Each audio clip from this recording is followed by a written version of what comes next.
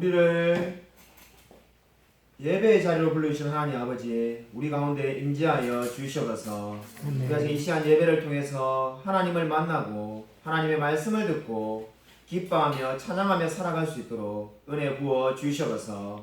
우리가 이 시간에 온전히 하나님만을 누리는 시간이 되기를 소원하오며 이 모든 것 살아계신 예수 그리스도 이름으로 간절히 기도드립니다.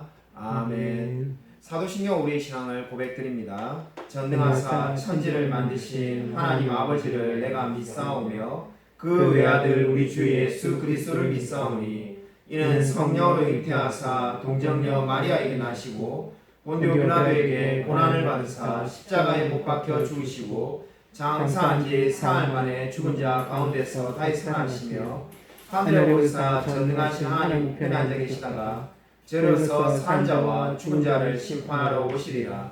성령을 믿사오며 거룩한 공회와 성도가 설교 통하는 것과 죄를 사하여 주신 것과 몸이 다해 사는 것과 영원히 사는 것을 믿사옵나이다. 아멘. 교동문 시편 103편입니다. 구약성경 시편 103편을 찾으시기 바랍니다.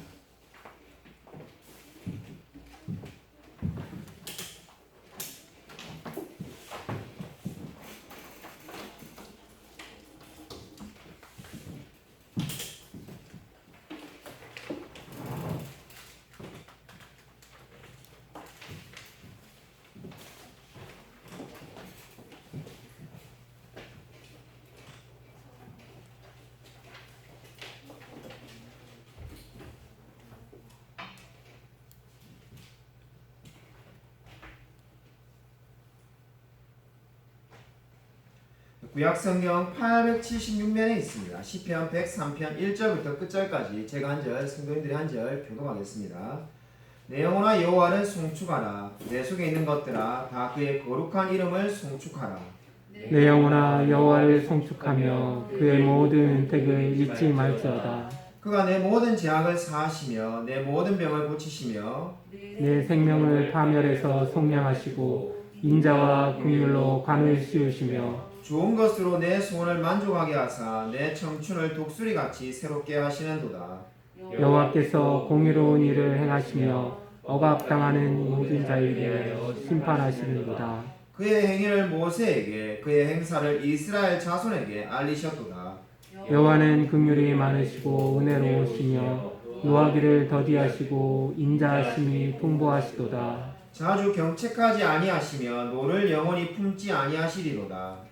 우리의 죄를 따라 우리를 처벌하지는 아니하시며 우리의 죄악을 따라 우리에게 그대로 갚지는 아니하셨으니 이는 하늘이 땅에서 높음같이 그를 경외하는 자에게 그의 인자하심이 크심이로다.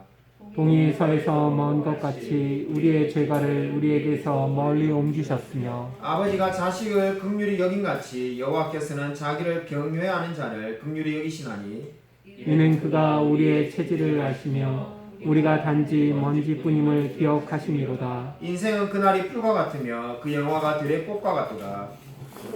사람이 지나가면 없어지나니 그 있던 자리도 다시 알지 못하거니와 여호와의 인자하심은 자기를 경외하는 자에게 영원부터 영원까지 이르며 그의 의는 자손의 자손에게 이르리니 곧 그의 언약을 지키고 그의 법도를 기억하여 행하는 자에게로다. 여호와께서 그의 보좌를 하늘에 세우시고 그의 광권으로 만유를 다스리시도다. 능력이 있어 여호와의 말씀을 행하며 그의 말씀의 소리를 듣는 여호와의 천사들이여 여호와를 송축하라. 그에게 수종들며 그의 뜻을 행하는 모든 천군이여 여호와를 송축하라. 여호와의 지으심을 받고 그가 다스리시는 모든 곳에 있는 너희여 여호와를 송축하라. 내 영혼아 여호와를 송축하라. 영상으로 하나님께 찬양을 드리겠습니다.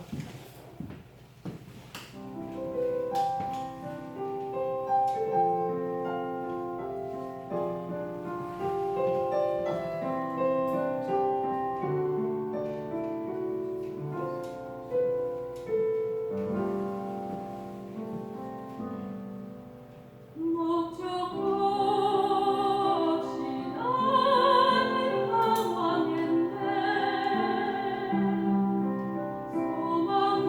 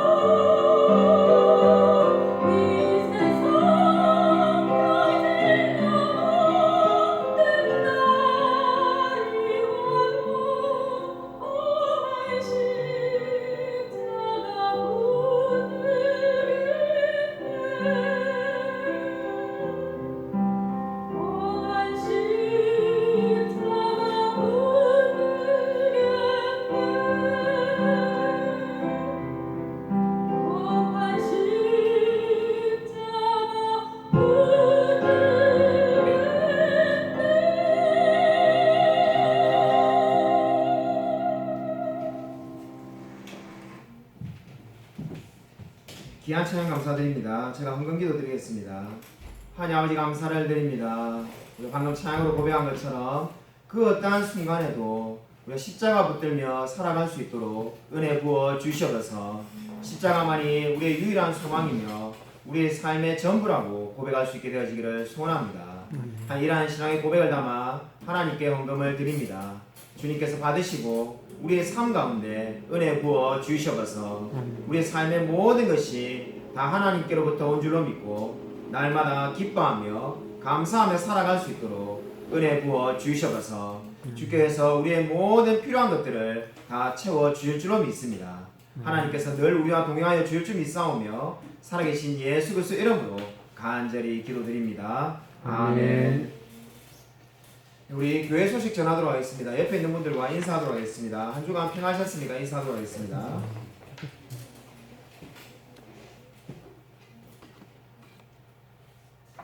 우리 교회 소식 먼저 전하도록 하겠습니다. 우리 코로나 확산 방지를 위해서 마스크를 필히 써주시고 방명록에 이름을 기억해 바랍니다.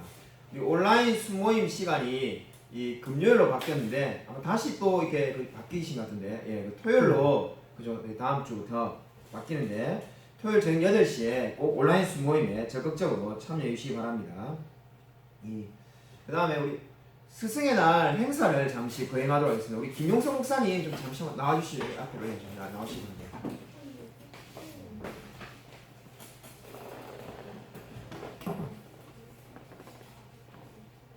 제가 사회인데 제가 받아니까 그걸 쑥쑥 가만은 상당히 미쳤는데. 천천히 사진 찍게. 폼 좀 잡아줘. 아니 잡고 있어요. 네, 우리 잡고 있어요. 연출된다. 감사합니다. 오빠 선물. 감사합니다. 감사합니다. 감사합니다.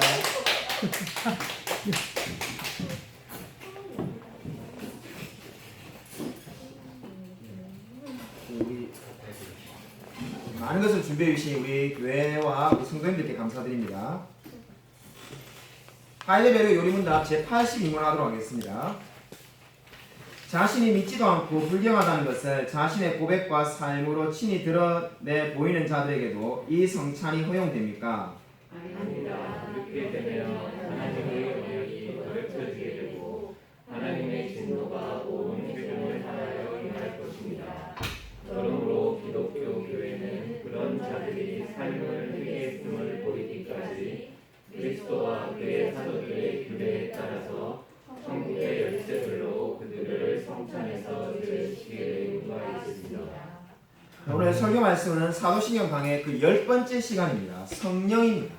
갈라디아서 5장 16절부터 26절이 되겠습니다.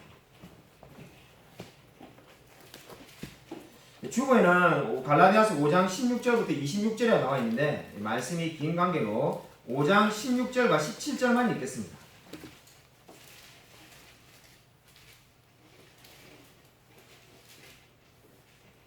신약 성경 309쪽에 있습니다. 갈라디아서 5장 16, 17절 두 절만 읽겠습니다.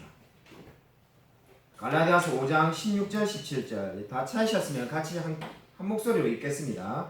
내가 이르노니 너희는 성령을 따라 행하라. 그리하면 육체의 욕심을 이루지 아니하리라. 육체의 소욕은 성령을 거스르고 성령은 육체를 거스르나니 이 둘이 서로 대적하므로 너희가 원하는 것을 하지 못하게 하려 함이니라. 아멘. 오늘 우리가 살펴볼 사도신경의 고백은 나는 성령을 믿습니다입니다. 나는 성령을 믿습니다라는 이 짧은 고백 속에서 우리는 구체적으로 무엇을 믿는다는 것일까요? 첫 번째로 성령은 누구이신가입니다. 성령은 누구이신가를 설명하기에 앞서서 광범위하게 퍼져 있는 성령 하나님에 대한 오해를 먼저 말씀드리고자 합니다. 많은 사람들이 성령 하나님을 어떻게 대하고 있습니까? 하나의 비인격적인 능력으로 대하고 있습니다.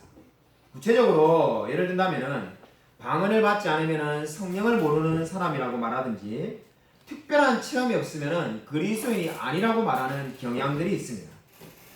그러나 성령은 어떻습니까? 비인격적인 능력이 아니라 하나님 자신이라고 성경은 분명히 말을 하고 있습니다. 그래서 우리 R.A. 토레이라는 분이 있는데 그분은 이렇게 말하기도 하였습니다. 성령님은 우리가 붙잡고 사용할 수 있는 신적 가마력이나 능력으로 생각한다면 우리 자신을 높이거나 자신을 만족해 하는 방향으로 이끌 것이다. 그러나 만일 우리가 성령님을 무한하신 영광과 긍휼과 능력을 가지신 인격이시며 우리 마음으로 들어오셔서 거처를 삼으시고 우리의 삶을 장악하시고 우리를 사랑하시는 하나님이라고 생각을 하게 된다면 그 가운데 거하고 싶은 생각을 가지게 될 것이다. 이런 말을 하기도 하였습니다. 이 말의 의미가 무엇일까요? 성령님을 일종의 능력으로 생각하면 어떤 일이 난다는 겁니까? 나 자신을 높이는 쪽으로 나가게 된다는 겁니다. 내가 성령을 이용해서 나 자신을 최대한 높이는 쪽으로 발전하게 된다는 거죠. 근데 성령님을 인격으로 여기면 어떤 일이 일어난다는 겁니까? 성령님께서 내 마음에 들어오셔서 내 삶을 장악하시고 나와 함께 거하시는 분으로 여기게 된다는 겁니다. 여러분, 이 차이를 반드시 이해해야만 합니다. 이 R.A. 토레이라는 분이 잘 지은 것처럼 우리가 성령을 어느 쪽으로 생각을 하느냐에 따라서 신앙생활은 완전히 달라지게 되어 있습니다. 그럼 여러분, 오늘부터 결코 성령님을 비인격적인 능력을 주는 그러한 것으로 생각해서는 안 됩니다. 성령님은 하나님 자신이고 우리와 함께 거하시는 분인 줄을 믿으시기를 바랍니다. 아멘. 하이델베르그 교리문답 제53문에 가장 구체적이고 명확하게 성령 하나님에 대해서 밝히고 있습니다. 우리 주보에 매주마다 하이델베르그 요리문답을 싣고 있는데 이미 예전에 이 내용이 실린 적이 있었습니다. 첫 번째로 그분은 아버지와 아들과 함께 참되시고 영원하신 하나님이시고, 둘째로는 그분은 나에게 주어지신 분으로서 내가 참된 믿음을 통하여 그리스도와 그분을 통한 모든 유익에 참여하게 하시고 나를 위로하시고 영원히 나와 함께 계시는 것을 믿습니다. 여러분, 이 하이델베르그 요리문답 제53문이 말하는 바는 두 가지입니다. 성령 하나님에 대해서 두 가지를 말하고 있는데, 첫 번째가 뭡니까? 성령님은 하나님이시라는 겁니다. 그리고 두 번째가 성령님은 나에게 주어지시는 분이라는 겁니다. 근데 그 나에게 주어지시는 성령님이 어떻게 하신다는 겁니까? 나를 위로하시고 나와 함께 하시는 분이다라고 분명히 하이델베르그 요리문답은 말씀하고 있습니다. 그렇다면 성령님은 우리에게 주어지시는 분이고 나와 함께 하시는 분이라면 우리를 위해서 어떤 일을 하실까요? 오늘 우리가 살펴보고자 하는 것은 성령은 어떤 일을 하시는가입니다. 여기에서 크게 네 가지 사역을 하신다는 것을 알 수가 있습니다. 첫 번째로 성령님은 저와 여러분에게 믿음을 주시는 분이십니다. 성령님의 사역 중에서 제일 첫 번째이며 사실상 가장 중요한 사역이 바로 예수님을 그리스도로 믿게 하는 겁니다. 이 말은 다르게 말해서 성령님께서 우리에게 믿음을 주신다고 말할 수가 있겠습니다. 여러분, 프린트물에 여러분이 받으시고 주말에 있는 프린트물에 이미 다 적혀 있습니다만은 요한복음 15장 26절 말씀을 우리 같이 한번 읽어보도록 하겠습니다. 시작. 내가 너희에게 보낼 보혜사 곧 아버지께로서 나오시는 진리의 성령이 오실 때 그가 나를 증거하실 것이요. 여러분, 요한복음 15장 26절은 성령님이 분명히 증거하신다라고 말을 합니다. 무엇을 증거하실까요? 성령은 바로 예수가 그리스도임을 증거하십니다. 이 진리를 분명히 믿으시길 바랍니다. 저와 여러분은 스스로 예수가 그리스도라는 것을 믿은 사람이 아닙니다. 심지어 만약에 여러분 가운데 누군가가 나는 어떠한 사람에게도 전도받은 적이 없고 그냥 스스로 교회에 나와서 학습받고 세례를 받았다고 주장하는 사람이 있다고 가정해 봅시다. 그러나 그러한 사람조차도 자신의 능력이나 판단으로 예수님을 믿은 것이 아닙니다. 오늘 이 성경은 어떻게 말합니까? 성령께서 먼저 우리의 마음에 예수가 그리스도라는 것을 증거하신다고 말을 하고 있습니다. 성령께서 먼저 우리에게 예수가 그리스도라는 것을 알려주셨기 때문에 우리가 믿음을 가지고 예수님을 믿을 수가 있게 된 겁니다. 그렇기 때문에 그 누구도 스스로 예수님을 그리스도를 믿은 사람은 아무도 없습니다. 종교개혁자 마틴 루터는 이런 말을 하였습니다. 나는 내 자신의 이성과 능력으로는 내 주 예수 그리스도를 믿을 수 없고 그에게 나아갈 수 없다는 것을 믿습니다. 이런 마틴 루터가 고백한 이 말이 무엇을 의미합니까? 자신의 이성과 능력으로는 예수님을 믿을 방법이 없다는 겁니다. 내가 아무리 머리가 좋아도 아무리 뛰어난 능력이 있어도 스스로는 예수님을 그리스도로 믿을 수가 없다는 겁니다. 근데 어떻게 하면 믿을 수 있습니까? 바로 성령님께서 예수가 그리스도라는 것을 증거해 주셔야만이 믿게 되는 겁니다. 우리가 수많은 사람에게 복음을 전할 때 얼마나 우리가 안타깝습니까? 왜 예수님을 그리스도라고 말하는데 이들이 믿지 않는가? 그 이유는 간단합니다. 성령이 그의 마음에 먼저 예수가 그리스도라는 것을 증거해 주시지 않는 이상 사람은 스스로는 절대로 예수님께 나올 수가 없습니다. 그래서 마틴 루터가 고백한 것은 언제나 진리입니다. 저와 여러분이 오늘 이 말을 통해서 무엇을 알 수 있습니까? 하나님께서, 성령 하나님께서 저와 여러분의 마음에 먼저 찾아와셔서 예수가 그리스도임을 이미 증거하셨습니다. 그렇기 때문에 저와 여러분이 믿음을 갖게 된 줄로 믿으시기 바랍니다. 그럼 두 번째로 성령의 두 번째 사역은 말씀을 가르쳐 주시고 깨닫게 해주십니다. 요한복음 14장 26절 말씀을 같이 한번 읽겠습니다. 시작. 보혜사 곧 아버지께서 내 이름으로 보내실 성령 그가 너희에게 모든 것을 가르치시며 여러분 성령님께서 우리를 가르치신다고 말합니다. 이 말씀을 보면은 좀 이상하다는 생각이 들지 않습니까? 우리가 요한복음 아마 수차례 많이 다들 읽으셨을 건데 이 제자들에게 왜 성령 하나님이 직접 가르치셔야 할까요? 제자들은 다 공생의 3년 동안 예수님께 배우지 않았습니까? 예수님께서 이미 다 가르쳐 주셨는데 왜 성령님의 가르치심이 필요할까요? 그 이유는 너무나 간단합니다. 예수님의 제자들이 예수님의 말씀을 듣고도 깨닫지 못한 경우가 너무나 많았기 때문입니다. 지금 우리가 읽었던 요한복음 14장에 보면은 우리가 시간 관계상 찾지는 않습니다만은 14장 5절의 도마 그리고 8절에 나오는 빌립을 보면은 바로 성령 하나님께서 왜 그들을 가르치셔야 되는지가 분명히 나오고 있습니다. 빌립과 도마 두 제자 모두가 예수님의 말씀을 들었지만은 전혀 깨닫지 못하였습니다. 그래서 성령님께서 그들에게 친히 말씀을 깨닫도록 역사하시는 겁니다. 그러니까 성령님은 어떠한 일을 하신다는 겁니까? 저와 여러분에게 말씀을 깨닫게 해주십니다. 우리가 정말 이 설교 말씀을 듣는다고 다 깨달아지는 것이 아닙니다. 성령님께서 그 말씀을 우리에게 적용해 주시며 깨닫게 해주셔야만이 믿게 되는 줄로 믿으시기 바랍니다. 아멘. 그러면 성령님께서는 단지 우리가 깨닫지 못하는 말씀만 깨닫게 해주시는가? 그렇지가 않습니다. 우리에게 뭘 가르쳐 주시는가? 저와 여러분에게 위로를 통해서 가르쳐 주십니다. 우리가 성령 하나님이 위로의 하나님이라는 말씀을 곧잘하는데 헬라 원어를 보면은 위로하다는 말에 놀라운 은혜가 있음을 알게 됩니다. 헬라 원어를 직역하면은 위로하다는 말은 재촉하다, 더 큰 일을 행한다는 겁니다. 그러니까 위로한다는 게 뭡니까? 성령 하나님이 저와 여러분을 위로한다는 게 야 성실아 너 잘 될 거야, 너 힘내라, 우리가 이렇게 하는 걸로 아마 우리가 쉽게 생각할 수 있습니다. 근데 원어의 의미를 직역하면 어떻습니까? 재촉하시는 분이라는 겁니다. 더 큰 일을 행하도록 재촉하시는 거죠. 마치 이렇게 말씀하고 있는 겁니다. 야, 성실아 너가 그대로 이 자리에 머물러 있지 말고 하나님을 위해서 더 큰 일을 행하라고 재촉하시는 분이 성령 하나님이신 줄로 믿으시기 바랍니다. 아멘. 저와 여러분이 낙심해 있을 때 또 도무지 하나님을 위해서 살 수 없다라고 낭망해 있을 때 성령 하나님께서 우리에게 재촉해 주시는 분입니다. 아멘. 그것이 바로 성령 하나님께서 우리를 위로하는 방법이라고 성경은 말을 하고 있습니다. 그것이 바로 오늘 성경이 말하는 성령께서 우리에게 말씀을 가르쳐 주신다는 의미가 되겠습니다.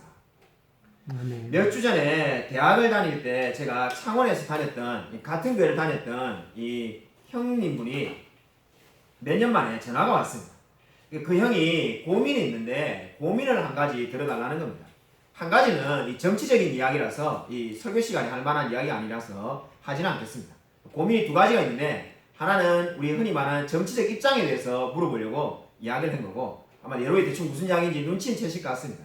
그래서 첫 번째 이야기를 하고 두 번째 고민이 있는데 그 두 번째 고민이 뭐냐고 제가 이제 물으니까 자기 교회에 자기가 순장으로 있는데 순원이 있는데 너무나 경제적으로 어렵다는 겁니다. 자기가 그럼 제가 이게 경제적으로 잘 될 거라고 하나님이 회복시켜 줄 거라고 말하면 안 되냐고 하니까 아무리 봐도 자기가 솔직히 양심상 그분은 대학교 교수님인데 자기가 솔직히 아무리 봐도 이분이 평생에 경제적으로 좋을 날은 없을 것 같으니까 나중에 잘 될 때가 있을 겁니다. 그 말은 차마 못 하겠다는 거예요. 본인도 그래 생각하고 자기도 그래 생각하니까 그래서 본인이 생각하는 거는 무슨 이유를 줬냐니까 천국에 소망이 있지 않습니까?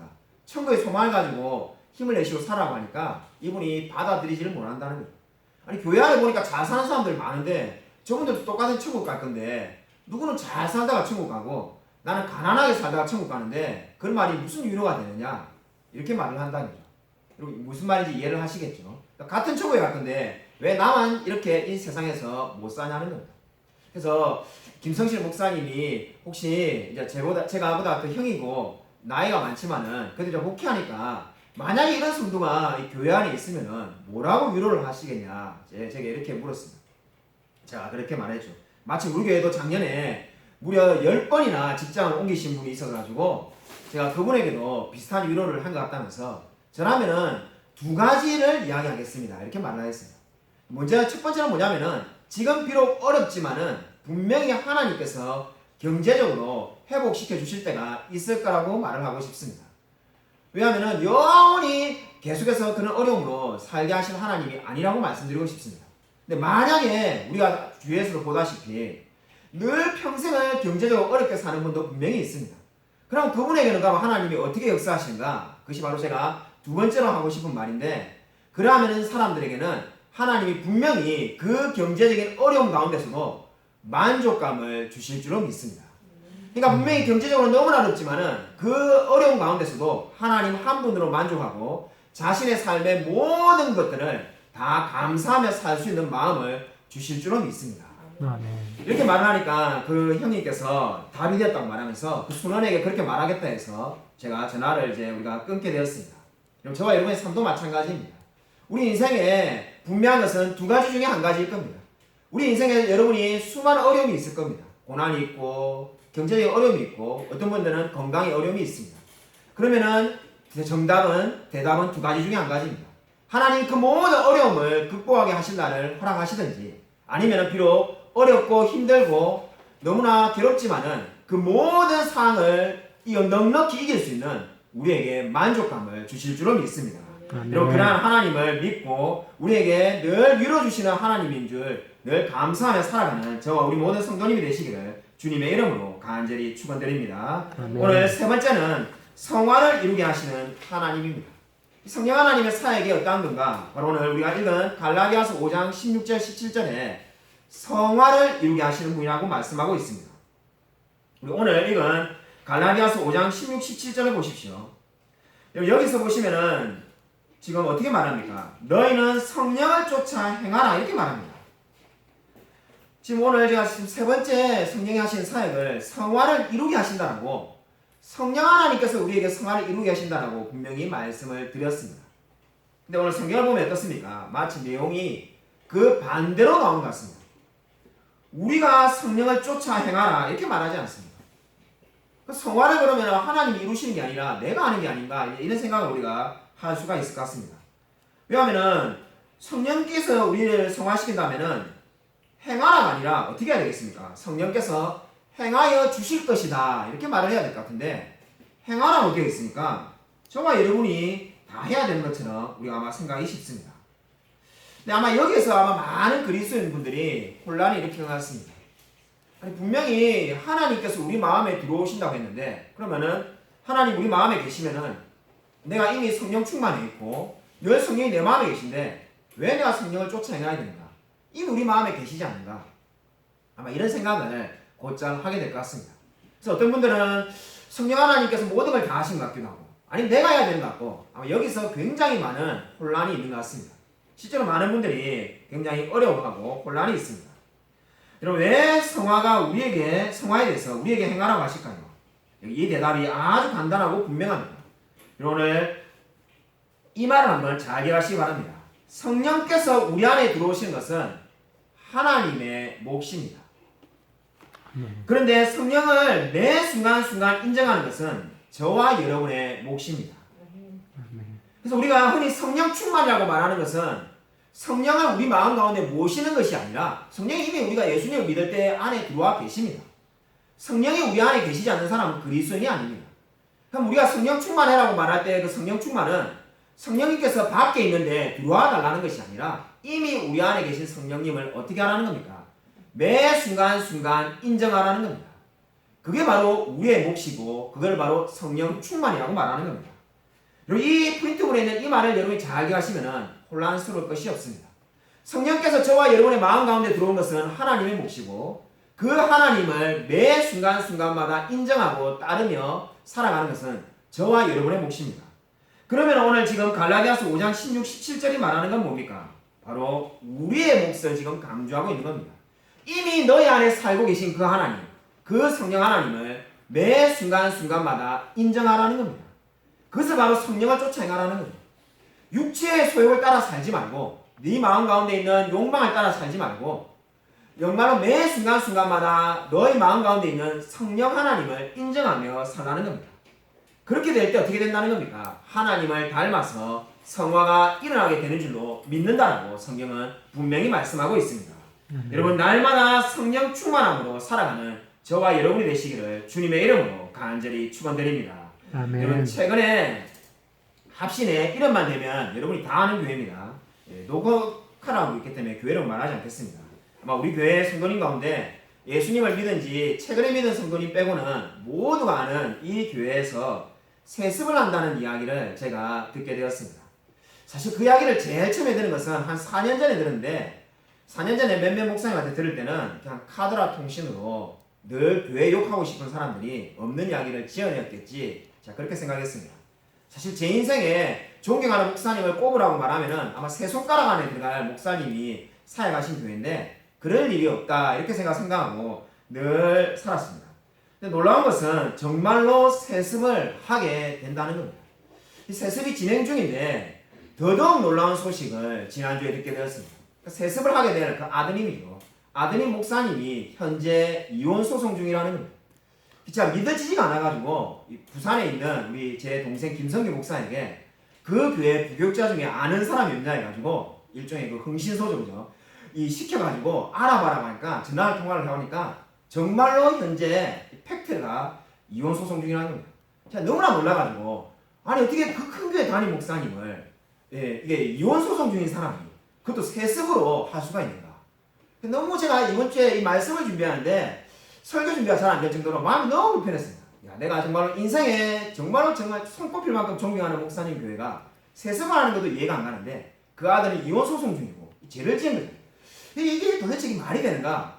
때마침 그죠? 그 마음을 아는지 우리 중국 신천에 있는 이하평 목사님이 전화가 와가지고 제가 그 교회가 세습 중이라고 말하니까 제가 다 잊어버렸었는데 4년 전에 제가 신천에 가서 설교할 때 이하평 목사님이 어디서 들었는지 그 교회 세습할 거라고 제가한테 막 밤새도록 이야기했는데 제가 믿지를 않았다는 거예요. 근데 제가 그 사실도 다 잊어버렸는데 제가 죄송하다고 말했죠.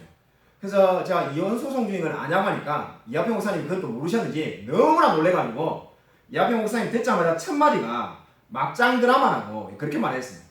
제가 봐도 진짜 막장 드라마라는 말이 맞는데 이 막장도 이런 막장이 있는데 정말 세습을 하는 것도 이해가 안 가는데 이 이혼 소송 중인 사람이 대형교회 담임 목사님이 될 지금 현재 상황 가운데 있어요. 자, 그래서 참 이번 주에 그걸 보면서 어떻게 이런 일이 일어났을까? 결국 생각을 해보면은 저는 그 모든 거기에 있는 뭐 장로님이든 담임 목사님이든 성도님이든 비그리스도인이다 뭐 이렇게 제가 생각하지는 않습니다. 분명히 다 그리스도인이죠. 훌륭한 분들입니다. 근데 왜 이런 일이 일어나는가? 결국 바로 오늘과 말씀 살펴본 것처럼 매 순간순간마다 성령님을 인정하지 않았기 때문입니다. 매 순간순간마다 성령 하나님을 따라서 결정해야 되는데 그렇게 하지 않았기 때문에 지금 성화에서 실패하는 거죠. 그래서 정말로 우리의 인생에서 제가 이번 주에 이야기를 들으면서 그 누구도 안전하다고 말할 수 없다는 생각을 가지게 되었습니다. 나는 이만하면 괜찮은 사람이라는 생각을 해서는 안 되고 매 순간순간마다 성령 하나님을 의지하지 않으면은 그 누구도 정말로 제 가운데 넘어지지 말라는 사람은 아무도 없다는 생각을 가지게 되었습니다. 그리고 정말로 진정으로 매 순간순간마다 성령 하나님을 인정하시기 바랍니다. 아멘. 나는 괜찮은 사람이다라고 생각하는 것이 아니라 나는 정말 하나님이 한순간이라도 도와주지 않으면 절대로 올바로 설 수 없는 사람이라고 인정하며 하나님께 모든 것을 맡기며 살아가시게 되기를 주님의 이름으로 간절히 축원드립니다. 오늘 마지막으로 네 번째는 성령 하나님께서 사역하시는 네 번째는 하나님과의 교제를 경험하게 하신다는 겁니다. 여러분 성령 하나님의 사역의 네 번째는 하나님과 교제를 경험하게 하시는데 요한 1서 3장 24절을 함께 읽겠습니다. 우리 한번 1장 요한 1서 3장 24절 같이 읽겠습니다. 시작. 그의 계명들을 지키는 자는 주와 안에 거하고 주는 주 안에 거하시나니 우리에게 주신 성령으로 말미암아 그가 우리 안에 거하시는 줄을 우리가 아느니라. 아멘. 아멘. 요한 1서 3장 24절은 그의 계명을 지키는 자들은 주 안에 거한다고 말씀을 하고 있습니다. 그러면 우리가 어떻게 이러한 성령의 인도를 받을 수 있을 겁니까? 저도 대학 다닐 때는 이게 나무를 몇 개 이렇게 뽑아야만이 성령 충만해진다 이런 생각한 적이 있어가지고 기도원에 가가지고 나무 뽑을 거라고 밤새 기도한 적도 있고 사흘 단식한 적도 있고 많은 것을 진짜 해봤습니다. 특별한 뭔가 체험이 있어야만이 성령의 인도를 받는다라고 그 당시에는 생각인 것 같습니다. 근데 존 스토트 목사님의 책을 보고 제가 깨달았는데 성령의 인도는 물론 그러한 방법으로 올 수도 있지만은 단지 그러한 것들만 있는 것이 아니라는 것을 알게 되었습니다. 이 존 스토트 목사님이 한 말을 제가 그대로 인용해 드리겠습니다. 그것은 성령의 인도를 받는 거죠. 우리가 경건의 방법이라고 부르는 것인데 기도의 실천, 성경의 묵상, 우리에게 사랑과 선행을 격려하는 믿음의 사람들과의 교제와 주의를 주님의 날로 지키는 데서 그리고 성찬과 공예배, 출석 등이다라고 말을 하였습니다. 여러분 많은 사람들이 아마 성령의 인도라고 생각하는 것과 너무나 다르지 않습니까? 뭔가 특별한 게 있어야 될 것 같은데 금식을 한다든지 단식을 한다든지 정말 불덩어리가 하늘에서 내려오는 것만이 아마 성령의 인도함이라고 우리가 생각하기 쉬운데 그렇지 않고 존 스토트 목사님이 어떻게 말했습니까? 그냥 우리가 늘 하고 있는 것 평범한 것들을 지금 이야기하고 있습니다. 주일 성수, 기도, 그리고 뭡니까? 성찬, 성경 묵상 이러한 것들을 통해서 성령께서 우리를 인도하신다는 겁니다. 저와 여러분이 이미 다 하고 있는 거지 않습니까? 근데 그 가운데 성령께서 인도하시는 걸 받으라는 겁니다. 그러니까 뭔가 특별한 것을 해야만이 성령께서 특별하게 인도하는 것이 아니라 우리가 늘 하고 있는 일상을 통해서 지금도 인도하심을 우리가 받고 있는 줄로 믿으시기 바랍니다. 아멘. 지난주에 철로역정반에서 철로역정을 공부했습니다. 지금 우리가 계속 하고 있는데 이 철로역정의 지난주에 우리 27과 8과에서 성실에 대해서 우리가 나왔습니다. 여기서 말하는 성실은 저를 말하는 것이 아니라 여기 철로역정 읽어보신 분이라면 성실이라는 등장인물이 있습니다. 크리스찬과 함께 나가는 성실이 있는데 이 성실이 수치를 만나게 됩니다. 성실이 수치를 만나는데 그 수치가 어떻게 말합니까? 예수님을 믿는 사람은 신분이 천하고 자연과학을 믿지 않고 그래서 더더욱 어리석은 게 뭐라는 겁니까? 설교 시간에 우는 것이 너무나 어리석다고 말을 합니다. 그러니까 그렇게 지금 비아냥거리면서 공격을 하는데 중요한 것은 성실이 그 말을 듣고 난 다음에 얼굴이 빨개집니다. 얼굴이 빨개진 게 뭡니까? 그 말에 대해서 반박을 못하고 부끄러운 거죠. 부끄러워서 어쩔 줄을 몰라가지고 이 수치의 비난에 거의 이제 영적으로 실족할 단계에 이르게 됩니다. 마치 우리가 그리스도인들이 그럴 때가 있죠. 믿지 않는 자들이 막 모여가지고 뭐 개독교다 뭐 이렇게 막 비판하다 보면은 자기도 모르게 위축되어가지고 아 내가 예수 믿는 게 부끄러운구나 이렇게 당할 때가 있습니다. 철력정의 성실이 바로 그렇게 정말로 위기를 처했을 때가 있었는데 그때 어떻게 극복이 됩니까? 놀라운 것은 그 성실의 마음 가운데 누가복음 16장 15절 말씀이 떠오릅니다. 자 읽어드리겠습니다. 누가복음 16장 15절 말씀은 사람 중에 높임을 받는 그것은 하나님 앞에 미움을 받는 것입니다. 사람 중에 높임을 받는 그것은 하나님의 앞에 미움을 받는 것입니다. 그러니까 성실이 얼굴이 빨개져가지고 이 수치의 말에 어쩔 줄 몰라하면서 반박을 못하고 있을 때 말씀이 그 마음 가운데 떠오르는 거죠. 사람들 앞에서 높임을 받는 것은 하나님께 미움을 받는 거다. 얼굴이 빨개진 이유가 뭐라는 겁니까? 사람들에게 존경받고 싶고 인정받고 싶고 사람들하고 잘 어울리고 싶은데 자기가 이제 무시를 당하니까 얼굴이 빨개졌는데 성경은 반대로 말한다는 거죠. 사람들 앞에 높임을 받는 것은 하나님께 미움을 받는 거다. 바로 거기서 이 성실이 그 모든 위기에서 이겨내게 됩니다. 저는 바로 이것이 성령의 인도하심을 받는 방법이라는 생각을 지난주에 하게 되었습니다. 성령의 인도하심이 뭡니까? 존 스토트 목사님이 말한 기도나 성경 묵상 그리고 주일 출석 다 맞는 말입니다. 하나님이 저와 여러분을 어떻게 인도하십니까? 우리가 정말로 삶에서 위기 가운데 있을 때 말씀으로부터 떨어질 위기 가운데 있을 때 하나님께서 우리 마음 가운데 말씀을 떠올리게 해주실 겁니다. 그리고 그 말씀이 우리를 붙들어가지고 그 모든 위기에서 넉넉히 이기게 하실 줄은 믿습니다. 마치 성실이 수치의 말에 도무지 반박을 못하면서 어쩔 줄 몰랐을 때 그 마음 가운데 누가복음 16장 15절 말씀이 떠오르면서 그 모든 상황을 이긴 것과 마찬가지로 여러분의 인생 가운데서 절망과 낙심이 찾아올 때 하나님께서 반드시 여러분의 마음 가운데 말씀으로 인도하여 주실 줄로 믿으시기 바랍니다. 아멘. 분명히 하나님은 저와 여러분에게 말씀으로 우리에게 확신을 주실 것입니다. 아멘. 여러분 찬송가 499장의 작사 작곡자인 마일스라는 사람이 있었습니다. 이 사람은 원래 아담 가이벨이라는 음악 동료의 친구였습니다. 이 아담 가이벨은 1885년 독일에서 태어났는데 미국에 건너왔는데 8살 때 이미 실명을 하게 되었습니다. 놀라운 진짜 노력으로 그리고 하나님께서 주신 타고난 음악적 재능으로 비록 실명했지만은 수많은 찬송가와 수많은 음악을 만들었습니다. 그래서 가이벨 음악 출판사랑도 설립해서 많은 사람에게 영향을 끼쳤습니다. 문제는 이 가이벨에게 무남 동녀인 딸이 한 명 있었는데 그 딸이 결혼을 하자마자 이 사이가 근무하는 제철 회사에 용광로가 폭발하는 바람에 딸이 죽고 맙니다. 어린 나이에 결혼하자마자 용광로가 폭발해서 죽은 것을 보고 이 가이스가 너무나 실망을 해서 어쩔 줄을 몰랍니다. 이 가이벨이 실망을 해서 이제 어쩔 줄 몰라면서 이 마일스에게 찾아가서는 자기의 마음을 위로해 줄 수 있는 찬송가를 하나 써달라고 부탁을 합니다.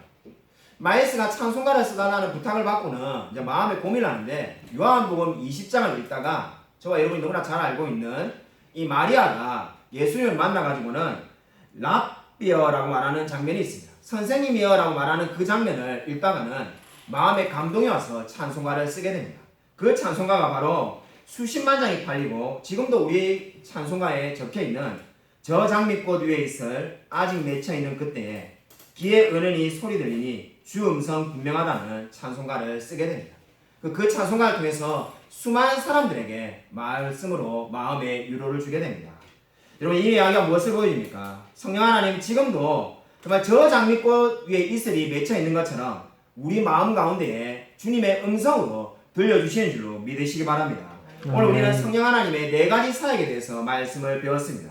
성령 하나님은 어떠한 분이셨습니까? 우리에게 믿음을 주시고 말씀을 가르쳐 주시고 우리를 성화시키며 우리와 함께 교제하시는 분이라고 성경은 분명히 말씀하고 있습니다. 아무쪼록 성령 하나님의 놀라운 사역을 믿으며 살아가는 저와 우리 모든 성도님이 되시기를 주님의 이름으로 간절히 축원드립니다. 오늘 이 시간에 우리 말씀을 생각하면서 우리 마음 가운데 거하시는 성령 하나님을 매 순간순간 인정하며 주님과 동행하며 살아갈 수 있게 달라고 우리 인생의 위기와 역경과 고난이 있을 때마다 하나님께서 말씀으로 우리의 삶을 인도해 달라고 우리 1분간만 묵상으로 기도드리겠습니다.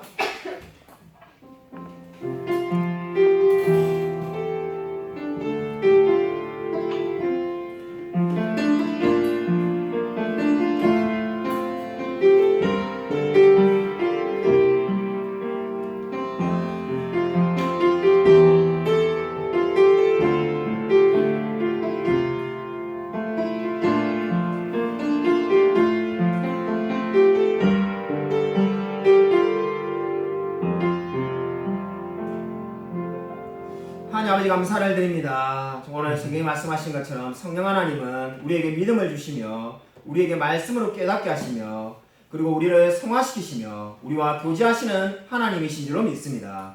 우리가 정말 그 하나님을 늘 의지하며 매 순간순간마다 성령 하나님의 인도를 받으며 살아갈 수 있도록 은혜 부어 주셔서 우리가 낙심했을 때 성령 하나님께서 위로해 주시며 우리가 하나님을 위해서 더 큰 일을 하며 살아갈 수 있도록 재촉하시는 분이라는 것을 믿습니다. 우리가 정말 하나님께 모든 것을 맡기며 의지하며 살아갈 수 있도록 은혜 부어 주셔서 하나님께서 이번 한 주의 삶도 늘 붙들릴 줄 믿사오며 살아계신 예수 그리스도 이름으로 간절히 기도드립니다. 아멘. 이제는 주 예수 그리스도의 은혜와 하나님의 사랑과 성령의 교통하심이 성령 하나님은 우리에게 믿음을 주시며 말씀으로 깨닫게 하시며 우리를 성화시키시며 우리와 함께 교제하시는 분이신 것을 믿고 우리의 모든 삶의 순간마다 성령 하나님을 인정하며 그리고 그분께 모든 것을 맡기며 살아가기로 다짐하는 이 자리에 있는 성도들과 동영상으로 예배드리는 모든 성도들 머리 위에 지금부터 영원토록 함께 있을지어다. 아멘.